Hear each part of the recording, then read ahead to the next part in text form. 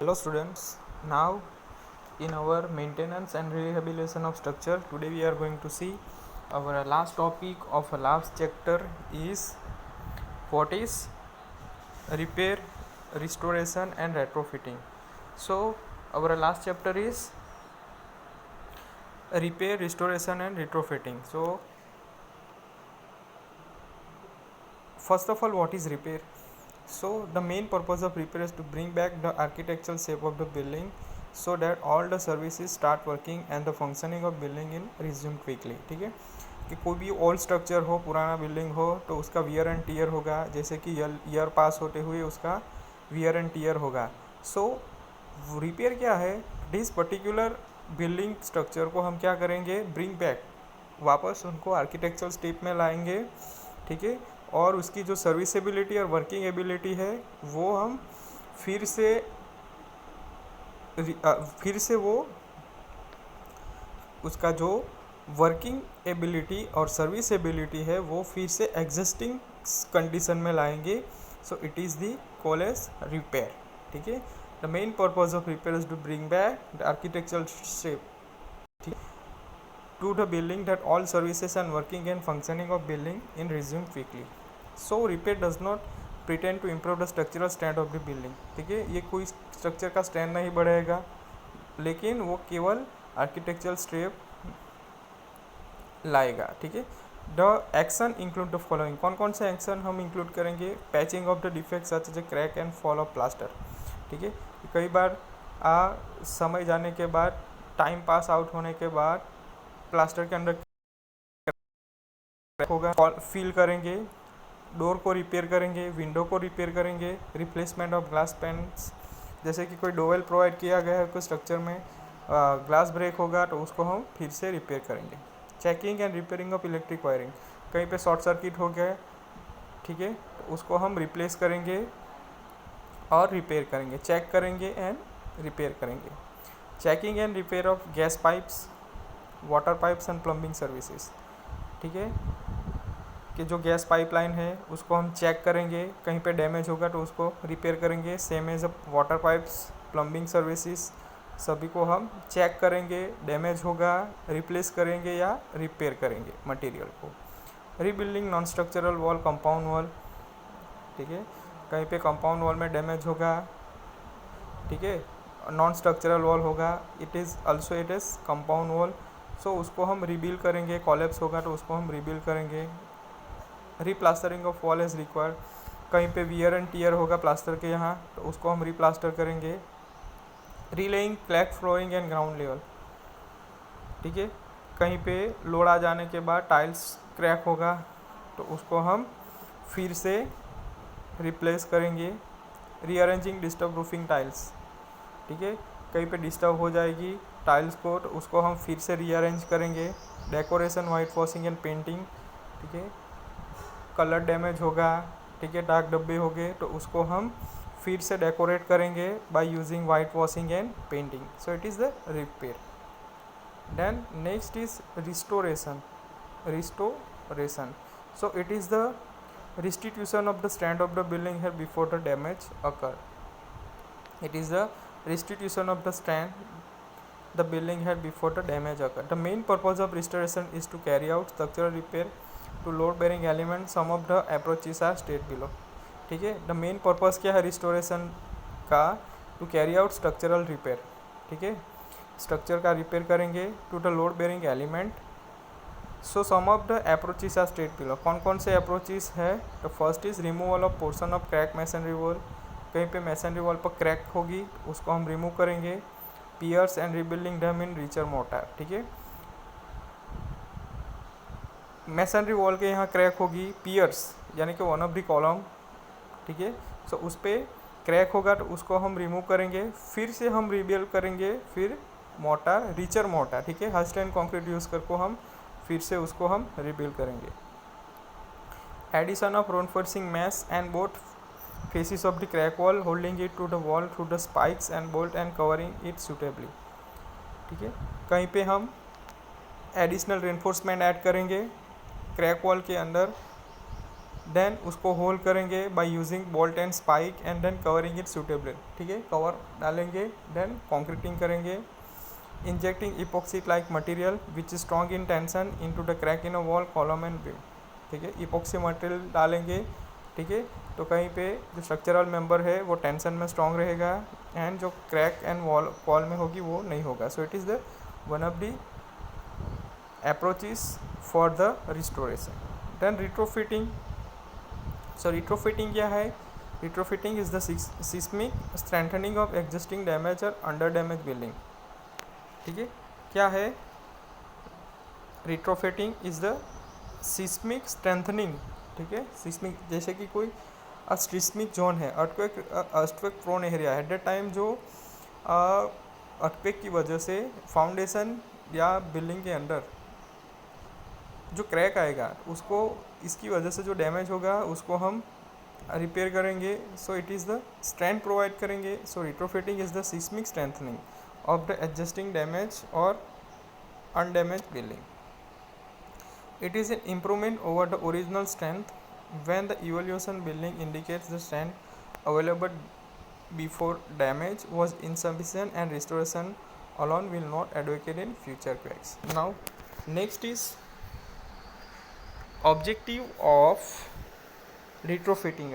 कौन कौन से ऑब्जेक्टिव है रिट्रोफिटिंग के? सो increasing the lateral strength in a one और बोथ द डायरेक्शन, ठीक है, जो इंक्रीजिंग लेटरल स्ट्रेंथ स्ट्रक्चर के मेंबर और स्ट्रक्चर के अंदर हम लेटरल स्ट्रेंथ प्रोवाइड करेंगे वन या दोनों डायरेक्शन में. कि कैसे करेंगे? बाय रेनफोर्समेंट, ठीक है, हम रेनफोर्समेंट डाल के उसको लेटरल स्ट्रेंथ करेंगे बाय इंक्रीजिंग वॉल एरिया और द नंबर ऑफ वॉल और कॉलम, ठीक है. Now giving the unity of the structure by providing a proper connection between resisting element. Eliminating features that are source of weakness, asymmetrical plant distribution or resisting member, abrupt changes of stiffness from one floor to other, concentration of a large masses, large opening wall and example of defect of this kind. Then last is avoiding the possibility brittle mode of failure by proper enforcement and connection of resisting members. So these are the main objective of retrofitting. Now next is masonry construction aspect for earthquake resistance. Plan of a building, ठीक है, masonry construction. अब masonry construction कैसे करेंगे? as per the earthquake resistance, ठीक है, कहीं के पे earthquake prone area है, so at that particular area के अंदर हम कैसे masonry construct करेंगे? So first factor is plan of a building. Building का प्लान कैसा होना चाहिए? So the building as a whole और its various block should be kept symmetrical about both the axis, ठीक है, कोई भी आप बिल्डिंग कंस्ट्रक्ट करेंगे, ठीक है, the building as a whole और its various block should be kept symmetrical boxes, ठीक है, कोई भी वॉल है, कोई भी एरिया है या कोई बेडरूम है या लिविंग रूम है, तो उसका जो वेरियस ब्लॉक है, ठीक है, और जो होल एरिया है वो कैसा होना चाहिए? It's kept symmetrical about both axis, X and Y direction में सिमेट्रिकल होना चाहिए. Asymmetrical leads to torsion during the earthquake in the end dangerous, ठीक है, asymmetrical leads to torsion during earthquake. जब असिमेट्रिकल होगा ब्लॉक तो एट द टाइम क्या होगा कि उसके अंदर स्ट्रक्चरल मेंबर और स्ट्रक्चर के अंदर क्या आएगा? टॉर्सन आएगा and it is dangerous for the structure. So आप फिगर में देख सकते हो सिमेट्रिकल डिजायरेबल प्लान, लॉन्ग और asymmetrical undesirable plan. So this are the plan of the building.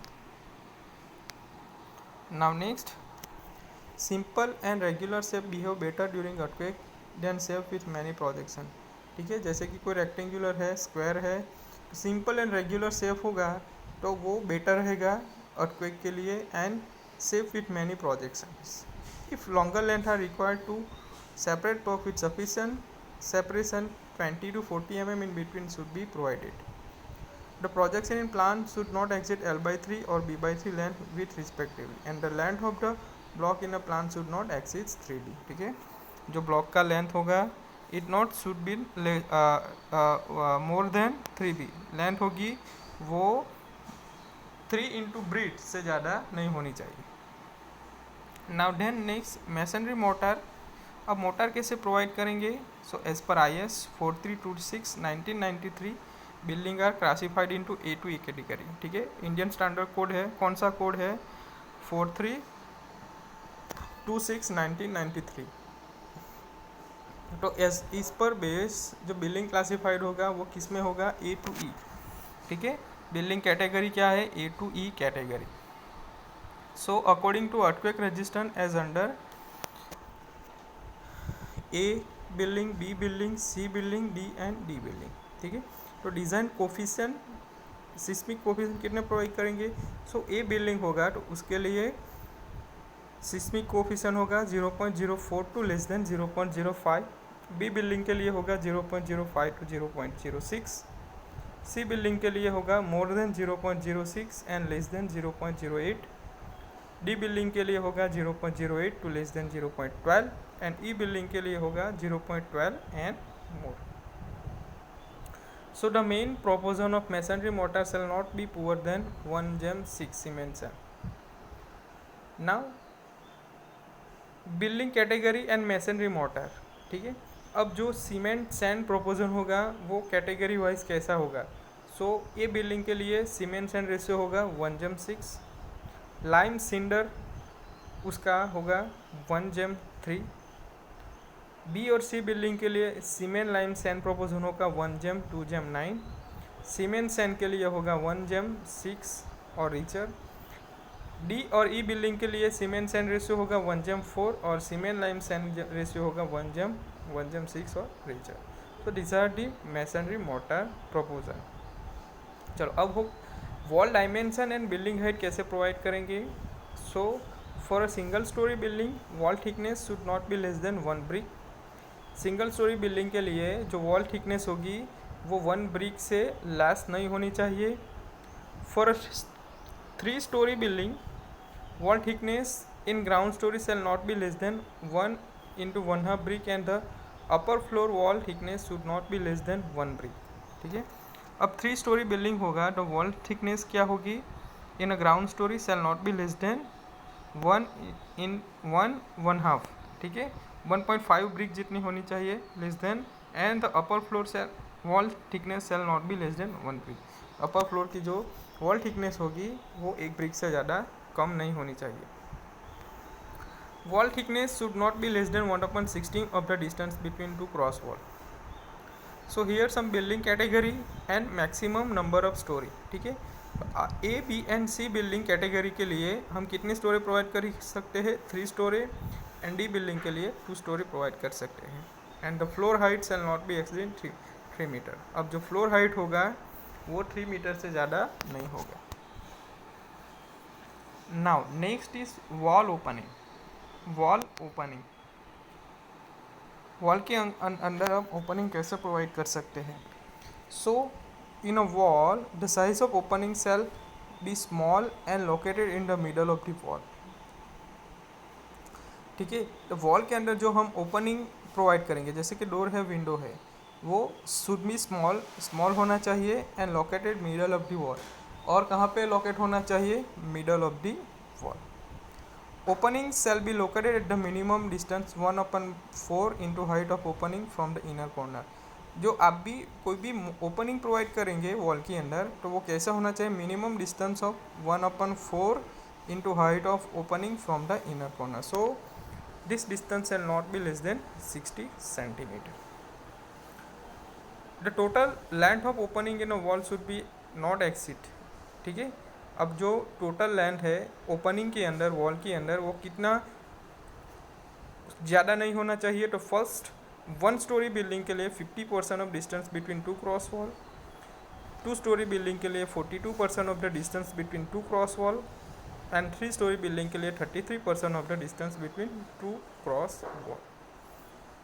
Now the horizontal distance between 2 near by opening shell not be less then 0.5 into height of the opening and not less than 60 centimetre. ठीक है, अब जो horizontal distance रहेगा between 2 near by opening ठीक है, जो dough near opening है उसके अंदर जो डिस्टेंस प्रोवाइड करेंगे, हॉरिजॉन्टल डिस्टेंस टू ओपनिंग के यहाँ, तो वो कैसा, should not be less then 0.5 into height of opening and not less than 60 centimetre. The vertical distance between two openings shall not be less than 0.5 into width of the opening and not less than 60 centimeter. So now the above criteria are not satisfied. The opening shall be protected by 28 mm diameter bar. ठीक है, अब जो अबो जो criteria है वो fulfil satisfied न होगा, eight that time जो ओपनिंग प्रोवाइड करेगा it is protected by 28 mm bar dia. Now masonry bond. So for a getting sufficient strength, masonry work shall be carried out in a proper bond with a vertical joint in vertical line and alternate courses. ठीक है, अब जो masonry work है उसको हम sufficient strength provide करेंगे, तो वो कैसे कैरिड आउट होना चाहिए, proper bond with the vertical joint. जो वर्टिकल जॉइंट होगा उसके बीच में प्रॉपर बॉन्ड होना चाहिए in one vertical line and alternate courses. So first of all, wall set be constructed for 60 centimetre height at the corner पे जो हम wall construct करेंगे उसकी हाइट कितनी चाहिए, होनी चाहिए for 60 centimetre height at the corner. Then central portion of wall set be constructed. Then हम सेंटर में वॉल कंस्ट्रक्ट करेंगे and at the junction of two wall toothed joint shall be provided. Junction आएगा at that time हम क्या provide करेंगे, toothed joint shall be provide, और अच्छा होना चाहिए. ठीक है, so this is the masonry bond. Then next, horizontal band और ring beams. Horizontal bands and ring beams. So for improving earthquake resistance of masonry building. ठीक है, मैसनरी बिल्डिंग को अर्थक्वेक रेजिस्टेंस, अर्थक्वेक से बचाना होगा, तो all load bearing wall set be provided with following bands. तो कौन कौन से बैंड प्रोवाइड करेंगे, तो first is plinth band, lintel band, roof band and Gable band. Plinth, lintel, roof and Gable band. जब अब क्या है, what is plinth band? Plinth band are provided when soil is soft, uneven and their properties, and this band also act as DPC, dam proof concrete. ठीक है, अब plinth band हम कब provide करेंगे, when soil is soft. Soil soft होगी at that time हम plinth band provide करेंगे. Uneven in their properties uneven होगी एट दैट टाइम हम प्लिंथ बैंड प्रोवाइड करेंगे, and this bond also act as a damp proof concrete. Lintel band अब कब provide करेंगे, lintel band. So this is the most important band and will incorporate in itself all door and window lintels. It must be provided in all story in building. The reinforcement of lintel should be provided extra. This is the most important band and will incorporate itself in door and window lintel. Roof band. Roof band क्या है? So this band will be required at a eaves level of the truss roof and also below or in the level with such floor which consist of joint. Gable band. So masonry gable ends must have be triangular portion of masonry enclosed in a band. The horizontal part will be continuous with the EVA level of band. Minimum grade of concrete in a band M15 grade के लिए क्या होगा, प्रोपोजन 1:2:4 and minimum thickness of a band should be 75 mm. Minimum thickness of band should be 75 mm. Reinforcement in a band shall be at least two number of 8 mm diameter longitudinal bar with 6 mm dia ties at 150 mm center to center spacing. ठीक है, अब जो reinforcement हम provide करेंगे तो वो 8 mm का 2 number of longitudinal बार हम प्रोवाइड करेंगे, एंड जो स्टीरअप टाइज प्रोवाइड करेंगे 150 mm centre to centre spacing, and bar की साइज क्या होगी 6 mm diameter. So here some section of reinforcement bar is given. आप देख सकते हो फिगर में, section with 4 bars, section with 2 bars, reinforcement in RC beam. So this is the most important theory repair, restoration and retrofitting. ठीक है, सो